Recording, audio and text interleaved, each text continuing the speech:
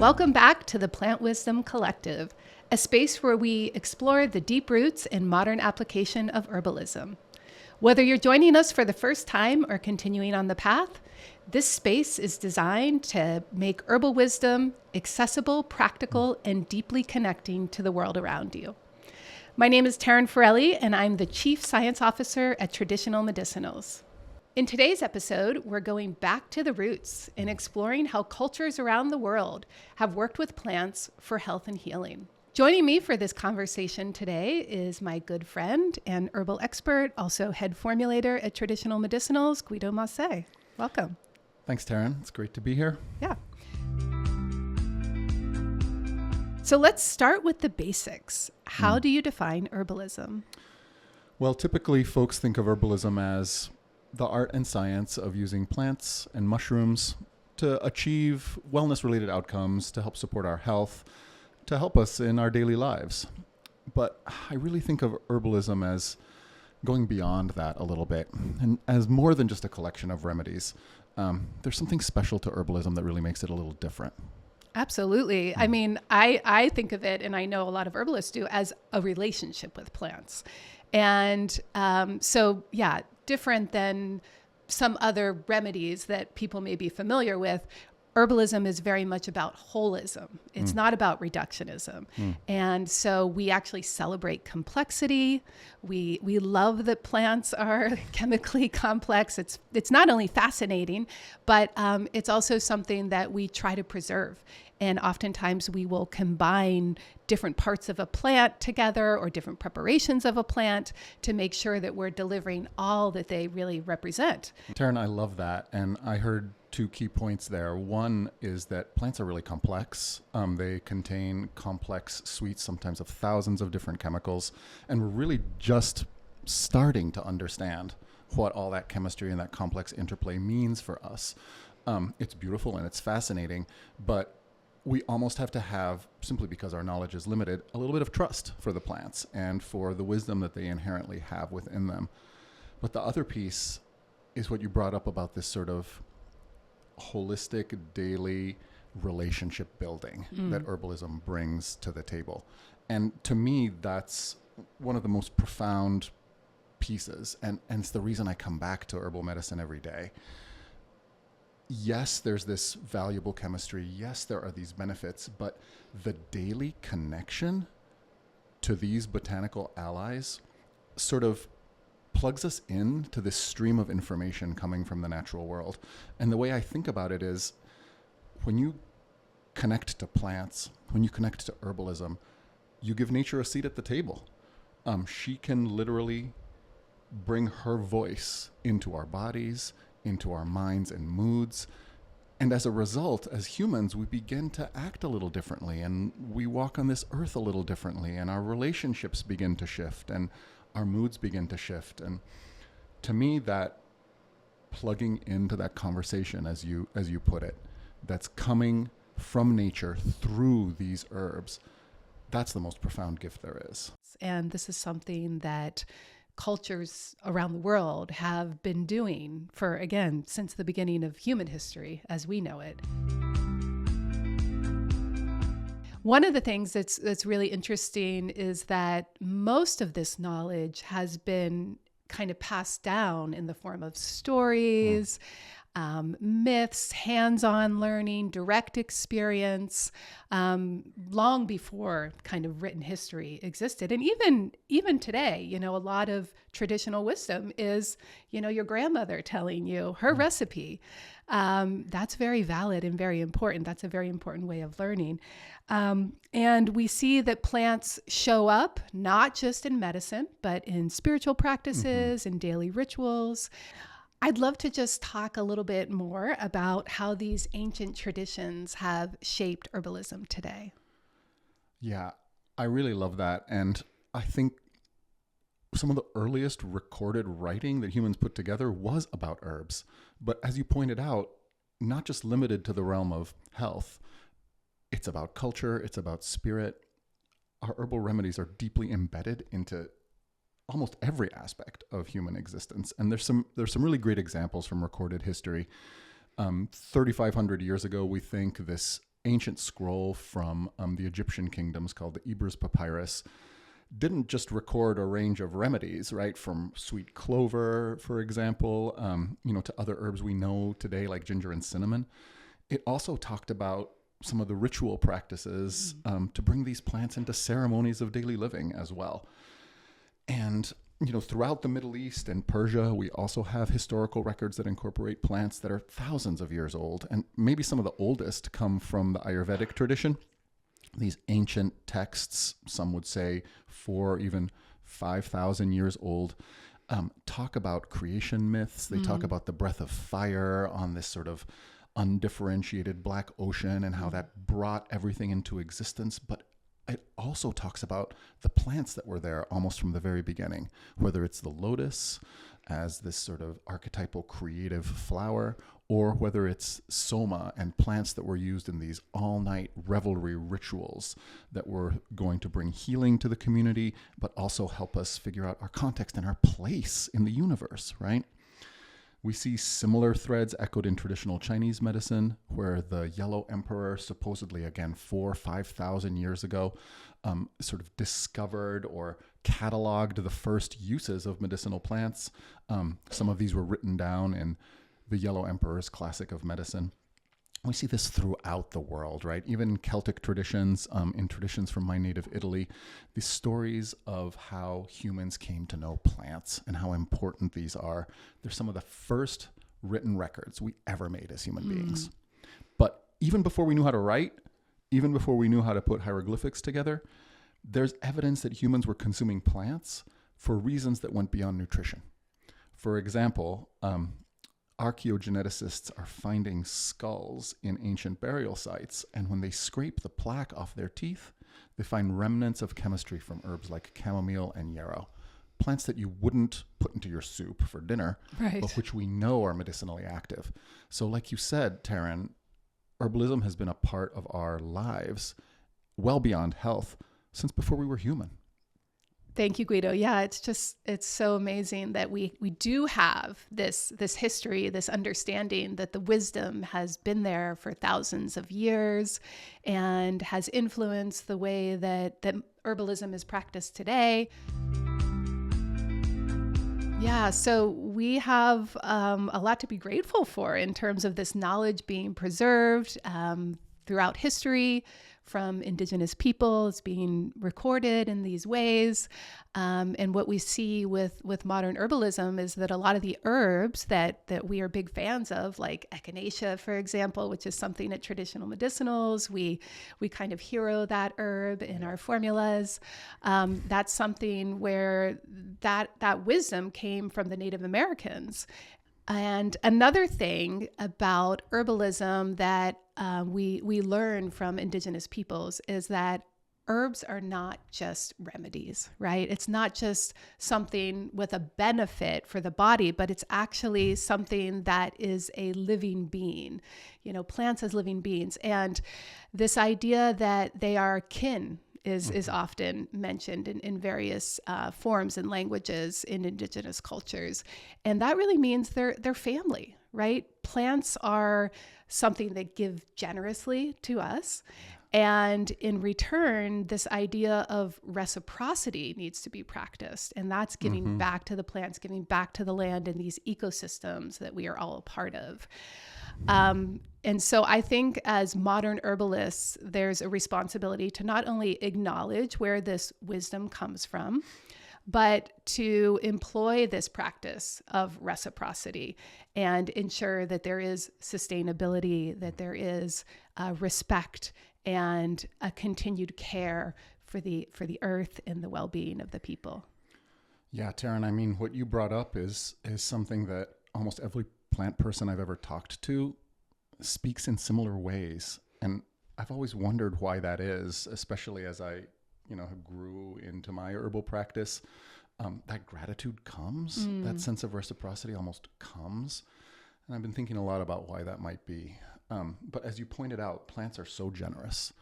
And an herb like echinacea, that certainly was a cornerstone of herbal practice, native peoples of North America.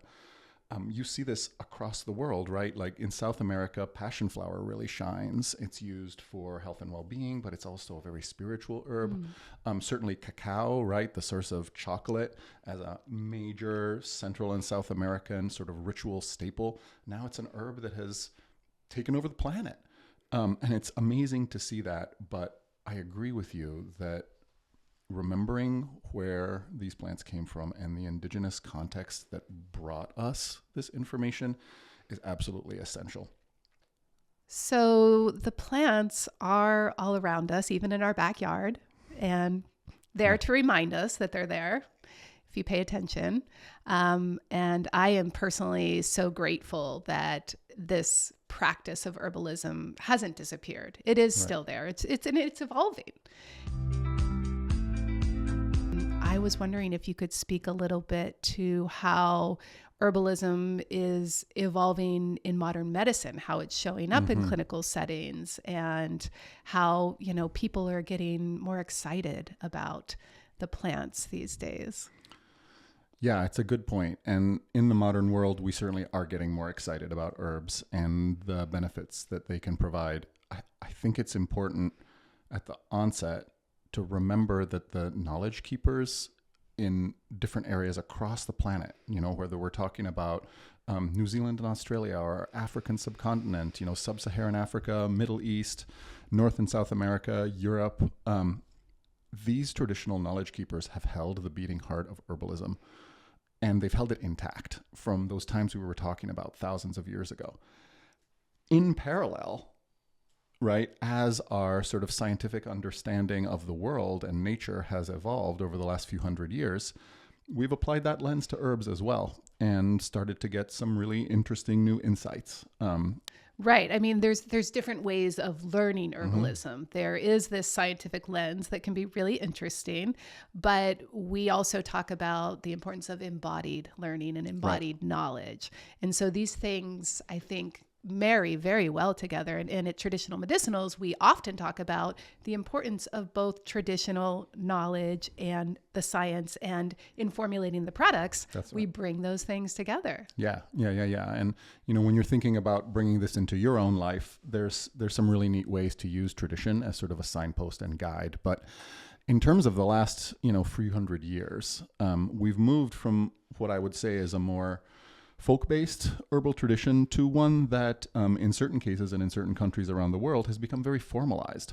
But, whether we're talking globally, where by some estimates, 75 to 80% of the world still uses herbal medicine as sort of their primary health support system, or whether we're talking about the United States, where, again, by some accounts, up to a third of folks in this country have used herbs in their lives in their recent time, there's just been a lot more interest. And in parallel to sort of the popularization of herbs, we also see that medical practice has been bringing herbs into their sort of toolkit. You as a naturopathic physician, I think, have seen this yourself. I see this in some of the medical practitioners that I collaborate with at home.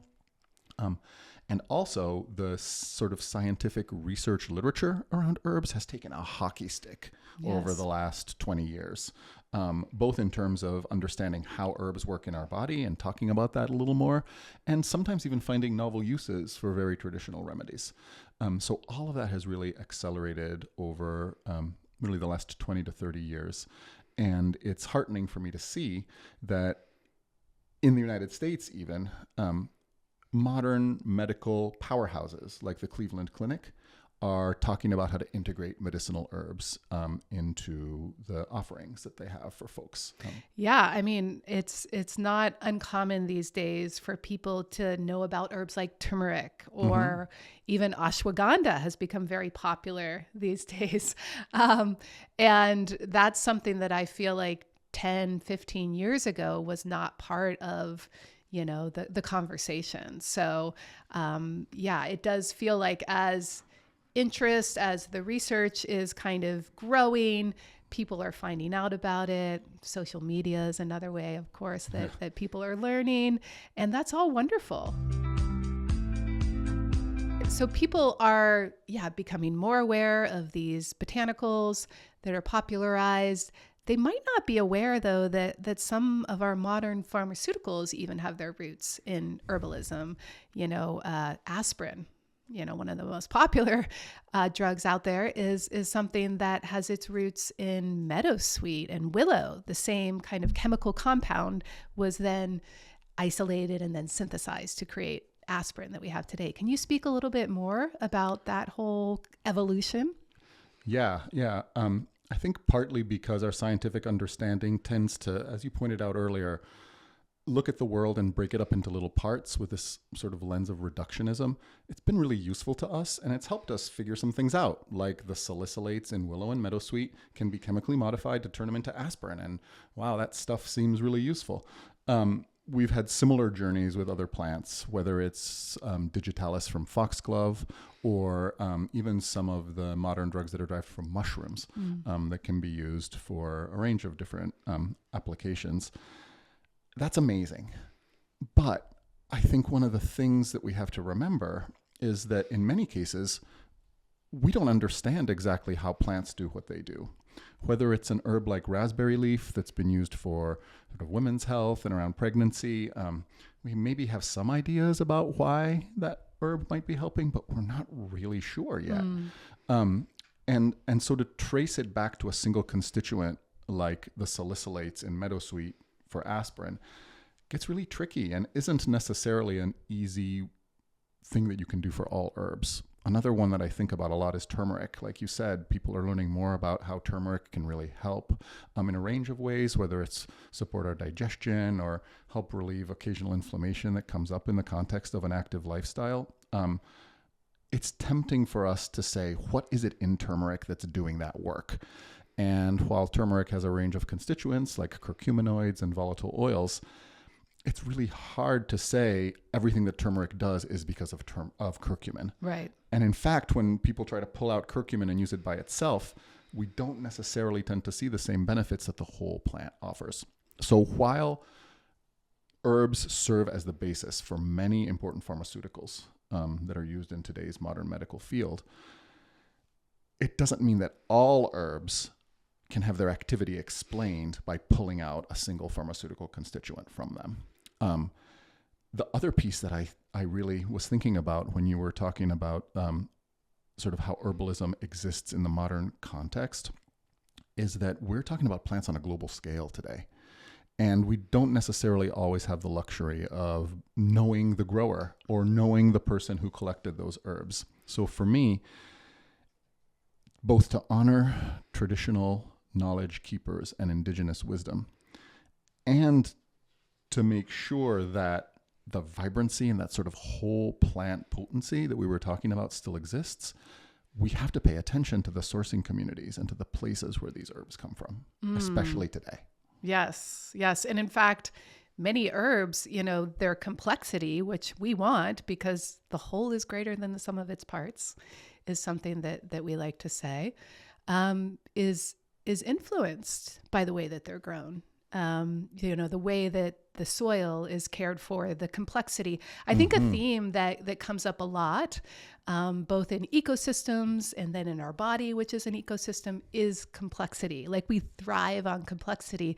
And to bring it back to this idea of the conversation that plants have to share with us, rather than playing that single note of curcumin, we now have a whole song that the plants can sing to us by preserving their complexity.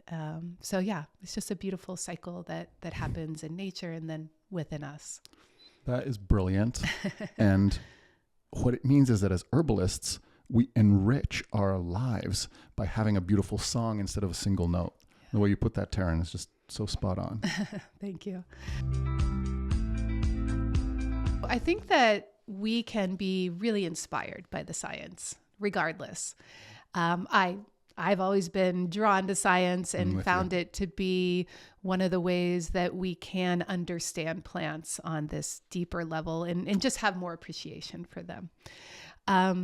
I'm also thinking about ways that people can begin to understand herbs by going deeper into their own family traditions And I guess as a way to wrap up our conversation and bring it into our listeners' kind of meaning of their own life right now, can you speak a little bit to how traditions and ways that people may have learned about herbs, if they just take a moment to think about it, what is that recipe, or what is that tea that maybe your mom gave you when you weren't feeling well?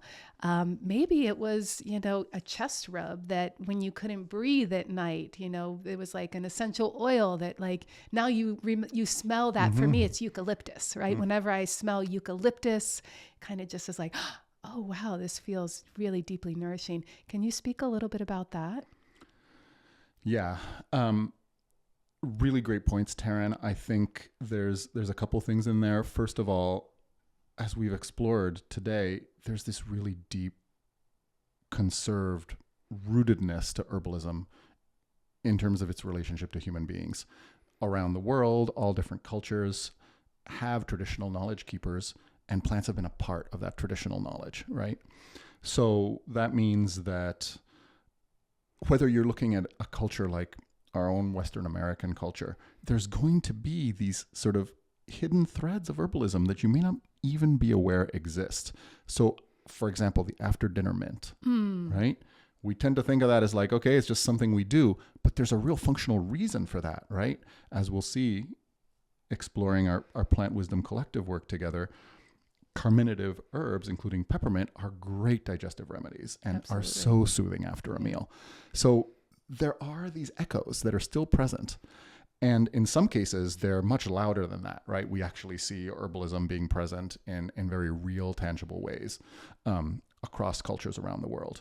But if that doesn't feel super on the surface for you, as you're watching this, as you're thinking about, well, like, how do herbs show up in my life? Think about your ancestral tradition. And that could be, a piece of your family history. It could be a very clear line, like your grandmother, for example, really loved giving you chamomile tea. Or it could be something more general, like your ancestors came from the Caribbean, or they came from the British Isles, or you have, Japanese or Polynesian ancestry. Regardless of where your family tree is rooted, there's going to be herbal medicine in there somewhere. And one of the things you can do is to just be curious about that. How do plants show up in your life today in weird and unexpected ways, like the after dinner mint? And in terms of your ancestors, what plants might have been part of your tradition? Thinking about that, I think, brings us to two interesting places. One is sort of honoring the ancestral tradition and remembering that even though science has really gotten excited about herbs in the last, 20 to 50 years, the traditional knowledge keepers are the ones that have actually stewarded the know-how that is necessary for herbalism to work, right? So that's one piece.